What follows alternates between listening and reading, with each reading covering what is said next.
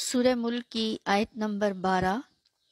اعوذ باللہ من الشیطان الرجیم، بسم اللہ الرحمن الرحیم۔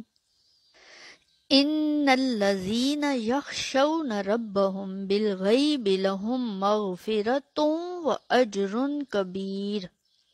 بے شک جو لوگ اپنے رب سے بن دیکھے ڈرتے ہیں ان کے لیے مغفرت اور اجر عظیم ہے۔ ان بے شک الذین یخشون جو لوگ ڈرتے ہیں ربہم اپنے رب سے بالغیب بن دیکھے، لہم مغفرۃ و اجر کبیر، لہم ان کے لیے مغفرت و اجر اور اجر ہے، کبیر کبیر یعنی عظیم۔ لہم مغفرۃ و اجر کبیر، ان کے لیے اللہ کی مغفرت اور اجر عظیم ہے۔